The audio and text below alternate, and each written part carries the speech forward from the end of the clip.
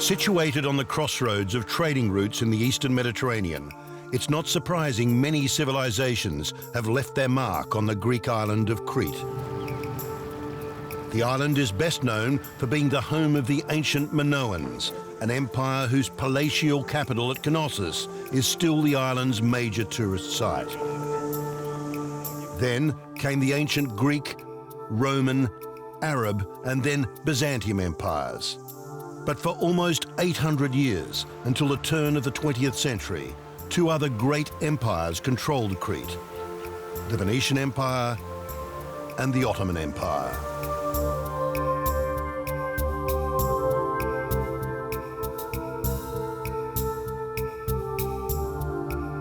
On a hill overlooking the old town of Rethymnon on Crete's northern coast is a giant fortress, constructed in 1543 by the Venetians.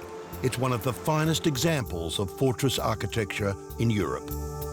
But clearly identified in the center of the fort is a mosque, erected by the Ottomans nearly 2 centuries later.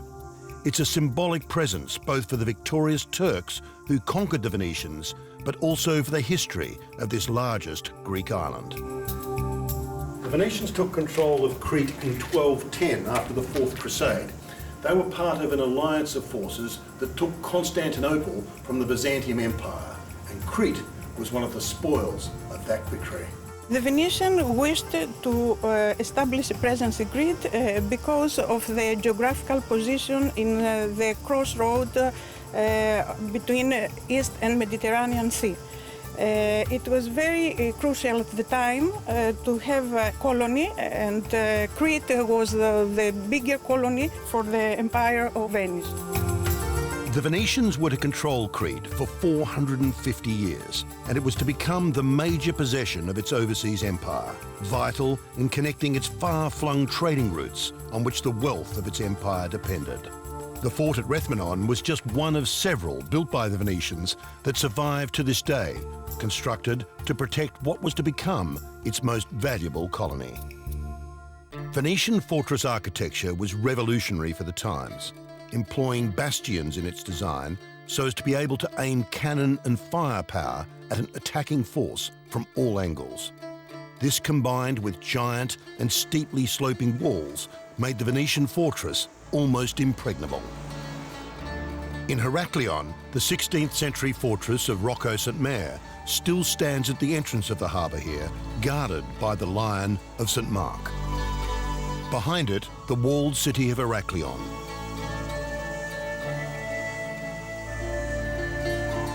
One of the largest walled cities anywhere. With 12 bastions, this was to prove one of the most formidable defensive fortresses the world had seen.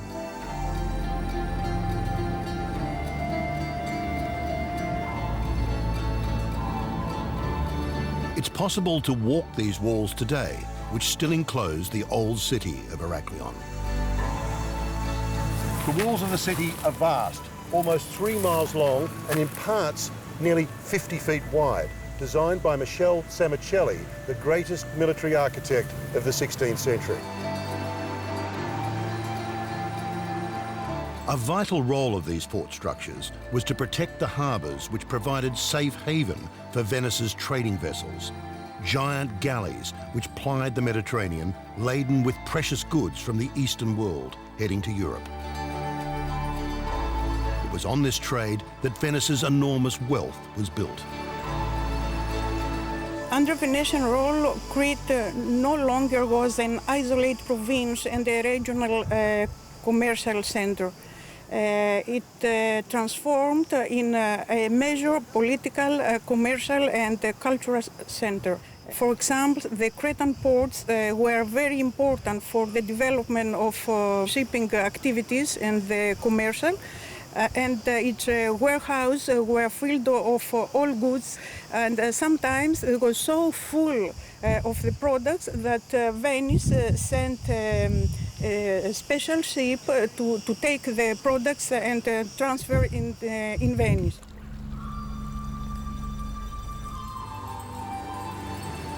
The arsenals and shipyards which built, repaired and housed these vessels can still be seen today in the harbours of Hania and Heraklion. There are many other architectural traces of the Venetian period in Crete. Central squares were laid out in the cities of Heraklion, Hania and Rethmenon, with fountains at their heart. This one in Heraklion, also adorned with sculptures of the Lions of St. Mark, was commissioned in 1626 by Francesco Morosoni, who brought water to the town to replace old cisterns and wells.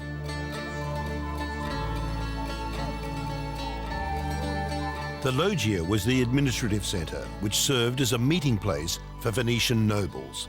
Crete had its own doge, the Venetian head of state, a king elected for a life term. The Venetians divided Crete into 7 regions, each with an administrative leader appointed by the doge, and under him a 10-man council of nobles. Not surprisingly, Cretan society under Venetian rule was feudal, with Venetian migrants having the best land and occupying the most privileged positions. There were no fewer than 27 uprisings by rebellious Cretans and frequent conflicts between the Venetians' Roman Catholic Church and the Byzantium Greek Orthodox Church. But after a couple of hundred years, a Veneto-Cretan culture developed. Cretan children were baptized by Venetian Catholics, and that explains the way the Venetian name in Cretan Orthodox, like Frangias or Yakumis or Polo, and this name preserved until today in the Crete.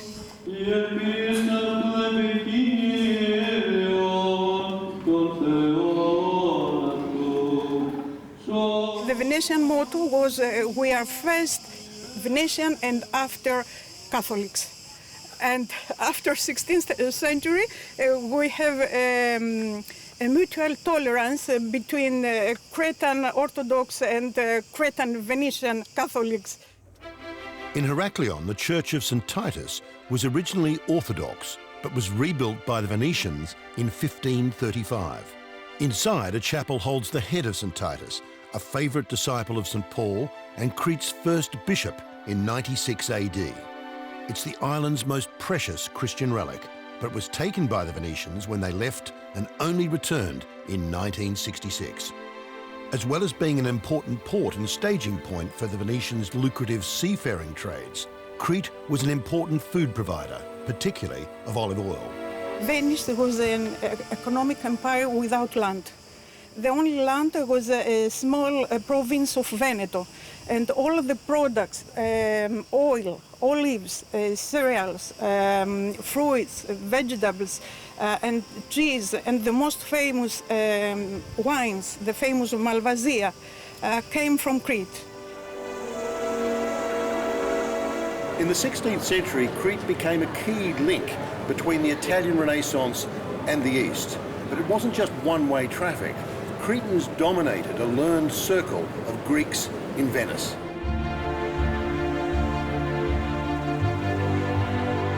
The most famous of these was the artist Domenicus Theotokopoulos, better known as El Greco. Born by an old Byzantium church outside a small village near Heraklion, his home is now a museum. In Venice, El Greco became a pupil to Titian, before moving to Rome and eventually Spain, where he became a painter to the Spanish royal court. It was a mixture of 2 different traditions, the Byzantine tradition and the Western influence, and especially from the Renaissance period. Back in Crete, the Venetians created the island's first Renaissance school in Rethmenon. Its tradition as a university town lives on today. And the port of Hania, the Venetian capital and of Crete, which became known as the Venice of the East, is still the island's most attractive city.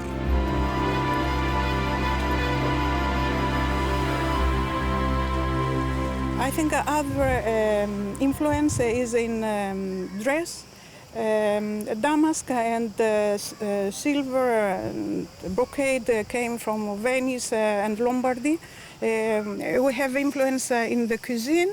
They used to prepare tripe or risol or mortadella, salsicciotto or pasta is very famous in the Cretan cuisine.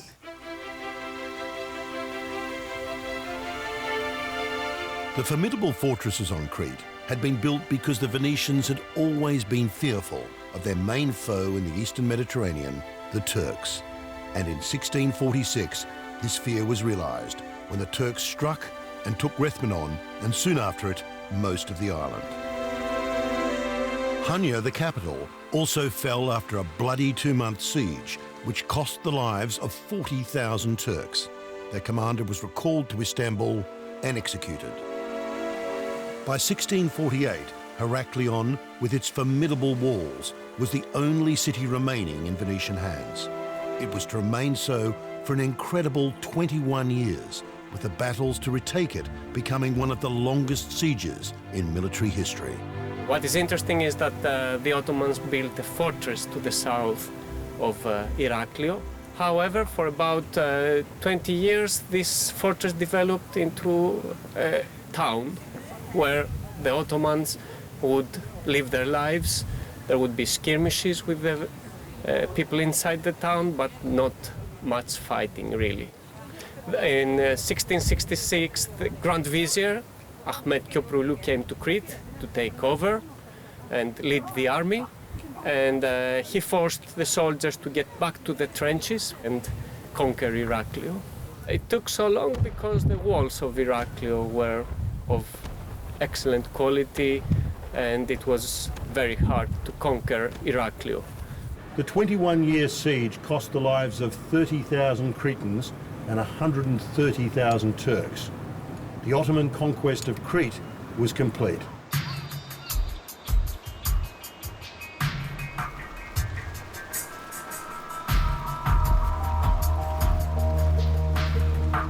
The Venetians fled Heraklion in 1669 with loyal subjects and all their official records of government.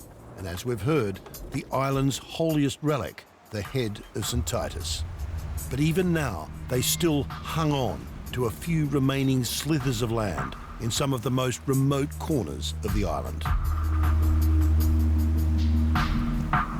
The Venetians hung on in a fortress on the top of that island off the coast in the hope that one day they could return to the mainland.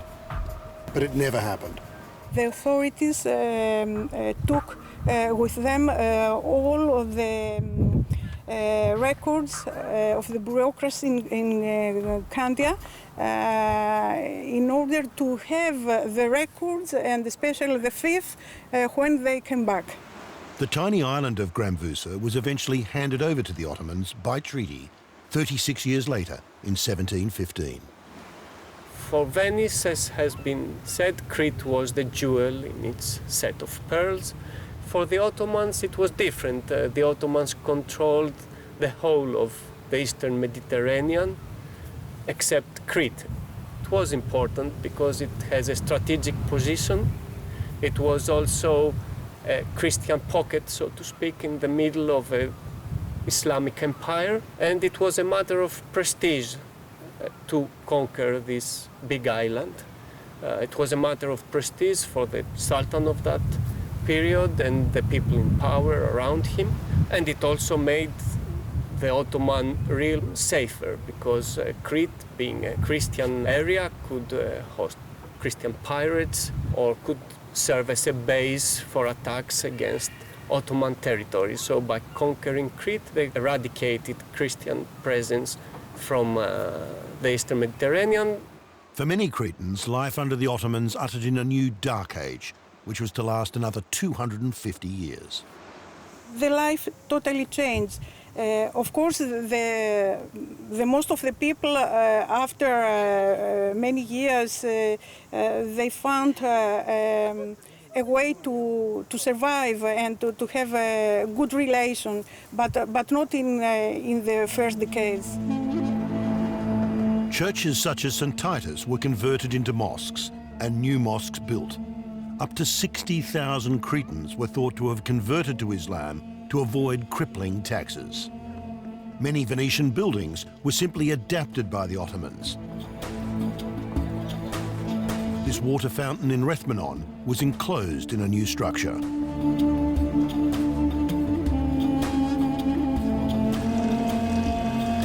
Ottoman features such as enclosed wooden balconies were added to many buildings in Rethymnon and Hania, and some survive to this day.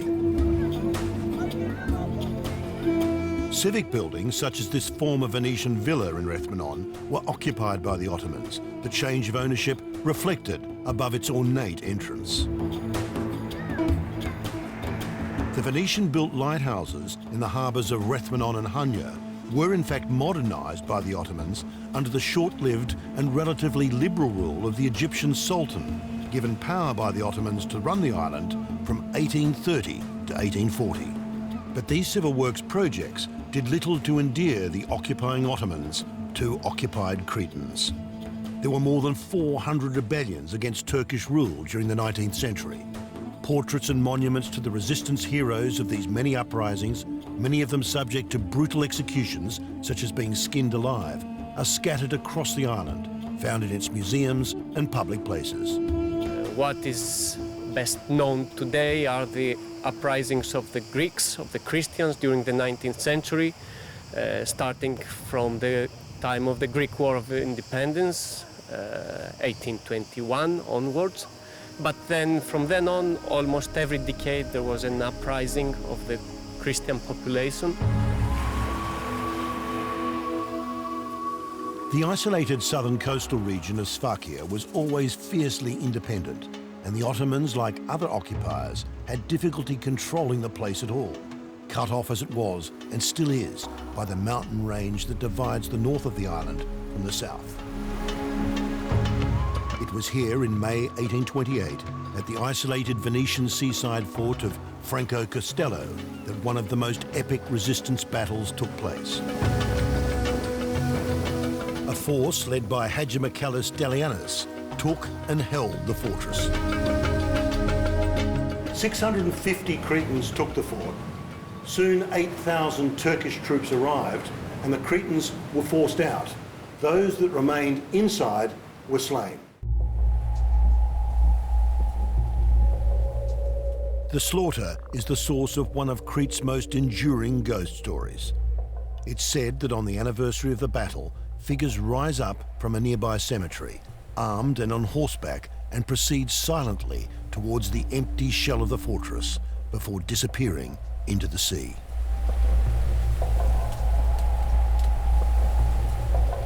Thousands claim to have seen the ghosts. Myth or otherwise, the wind-blown barren wastes of Sfakia have an eerie mysteriousness and in the frequent gales a haunting and disturbing quality. The Turkish forces who'd slain the Cretans were all but wiped out on their return journey over the mountains. 40 years later, another rebellion, this time at the Arcadi monastery in central Crete, ended just as violently. The monastery had been here since the 12th century, and the facade of its Venetian-built church had been designed by Palladio in 1587. In 1866, revolutionaries gathered here demanding independence. Surrounded by Turkish troops, about 900 people locked themselves in the monastery, and when the Turks attacked, they blew themselves up, taking many of the Turks with them. The shell of the ammunition store where the giant explosion happened is now a shrine. 800 were killed in the explosion, and 100 survivors were then slaughtered by the Turks. The leaders of the uprising, including the monastery's priest who died in the battle, are honoured in a small museum. And the skulls of many of those who died are preserved in a glass cabinet in an ossuary on site. The shock and horror of what became known as the Arcadi Holocaust set off a wave of revulsion across Europe, a rise in opposition to the Turkish occupation, and a series of events which would ultimately end it. As resistance grew over time, Muslims tended to be confined to the cities, and the Cretans, who were overwhelmingly Christian, controlled the countryside. Muslims preferred to stay in towns where they feel safer. But even during the late 17th and the 18th century, it seems that most of the population in the villages was Christian. On the other hand, there were quite a number of villages which were Muslim or mixed.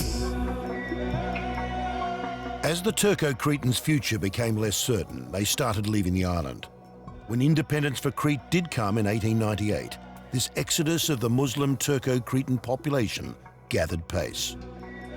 In 1924, the last Muslim prayers were held in Heraklion, and then the final 30,000 Turco-Cretans left the island.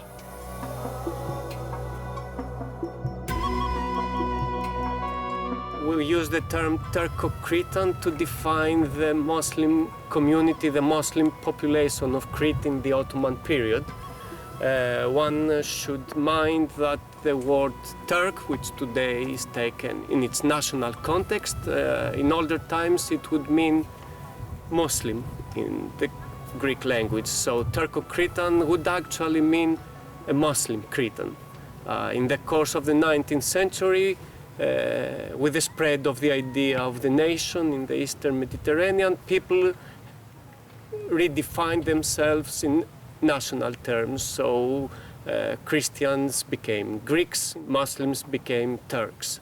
But as far as we know, the Turco-Cretan community largely consisted of local converts. And an evidence of that is the fact that all sources confirm that most or all of the Turco-Cretans were Greek-speaking. And still today, their descendants will come to Crete from time to time, and still they can, even though they are Turkish speakers now, still they can tell you, they can recite poems and epics in Greek that they learned from their grandparents.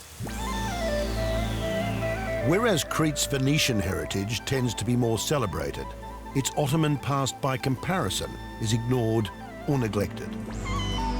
As far as the people are concerned, there is prejudice against the Ottomans, so people would prefer the Venetians over the Ottomans as part of Crete's historical heritage.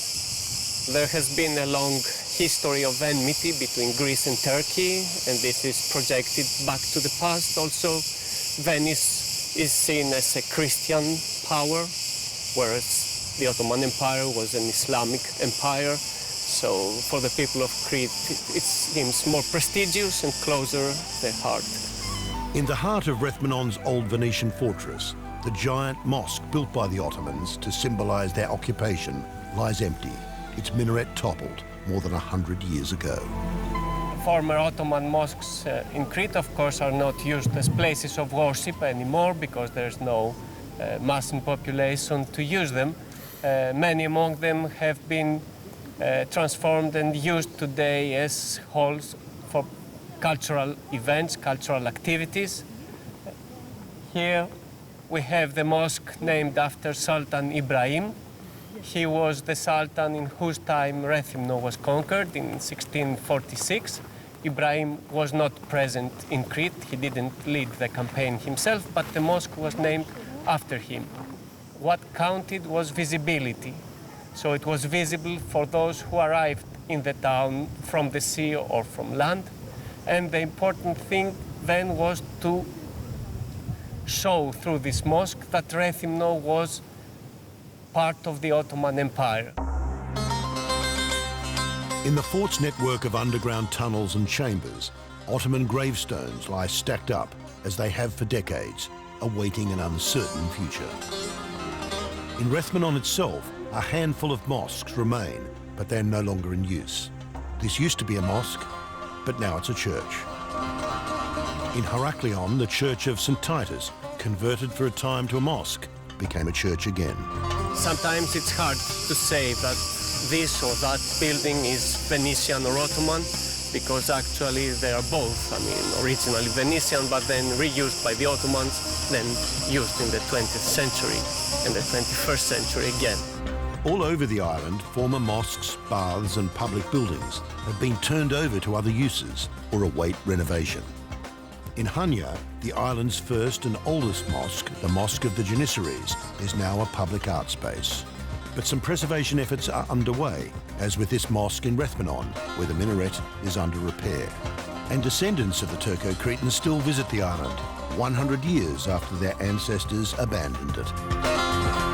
There are frequent visits by descendants of Cretan Muslims who come in groups or individually to visit the island, see where their forefathers were born and lived, to locate their houses and villages and to reminisce with the local people about the past.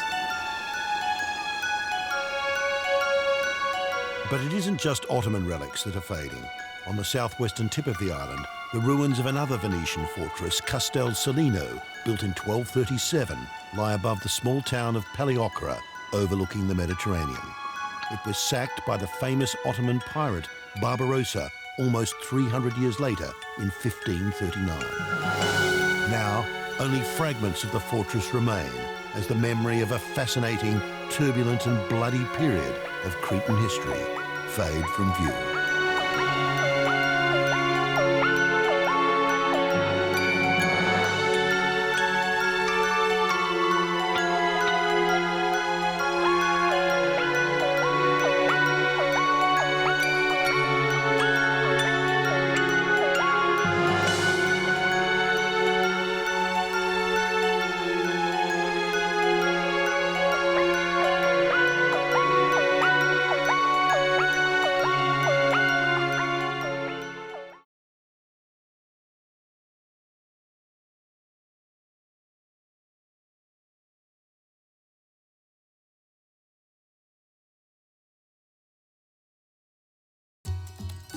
You can find more about the series on our website.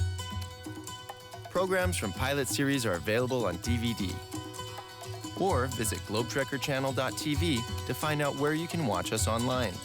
Music from the series is available on CD. You can also order Pilot books, featuring information on festivals, events, and outdoor activities. To order Pilot products, visit the website pilotguides.com.